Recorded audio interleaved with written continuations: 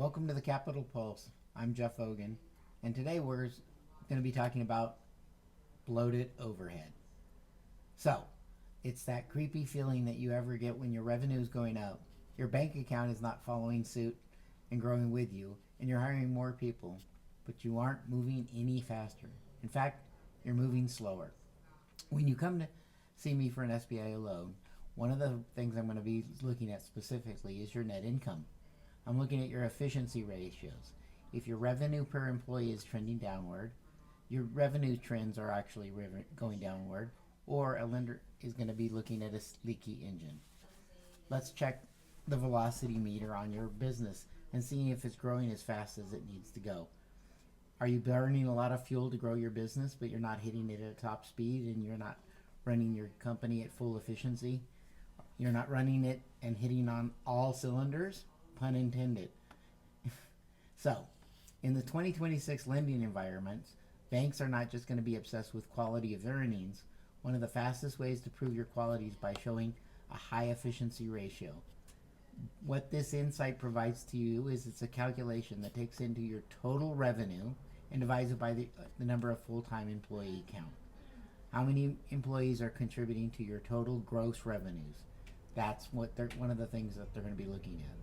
It's the benchmark. In many service industries, they want to see at least 150 to 200,000 in revenue per employees. That's just the cost of keeping your employees employed. The danger zone. If you're at $80,000 per employee, SBA is going to see a business that's oversaturated or under-systematized. In other words, you either have too many employees trying to get done the amount of revenue that you need to achieve, or you haven't been able to efficiently incorporate systems into your business to be able to lower your average cost for employees. So why does this matter? Well, good question. When you apply for a working capital loan, we're going to look at a ratio that tells a story.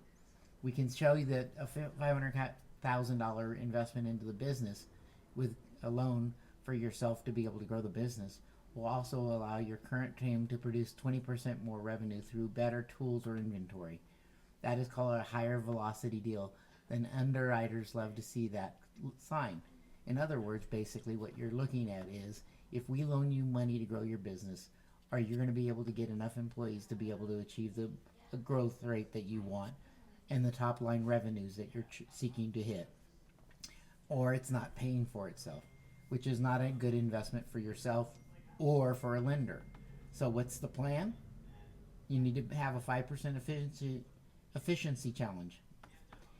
Here's your tune-up for Monday. Run the math. Divide your 2025 revenues by the total number of head count. How many employees you got? By the total amount of revenues. That's your baseline. Identify the idle time. Ask your managers, what manual task is stopping our best employees from producing more? Because you want your best employees focused on what? What they do best to help you be efficient. They're either frontline employees where they're doing sales, or they're doing operations. And where are they contributing? So you want the 5% tweak. Don't try to double overnight. Find a way to increase that per employee revenue by just 5%.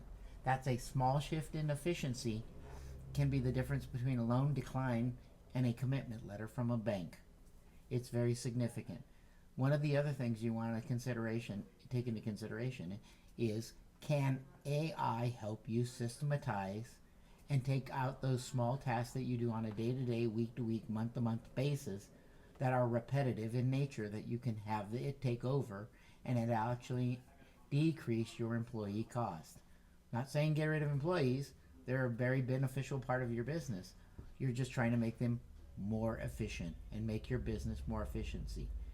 Because if you can have a more efficient business, you're going to make more money and won't have to work as hard.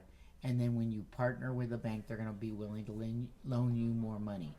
Matter of fact, you might get to a point where you may not have to partner with the bank, and you'll have enough monies in there that you could grow on your own.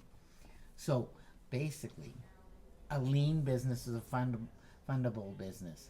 If you are ready to move it from the velocity meter from basically yellow into high speed of the green, you need to know your numbers.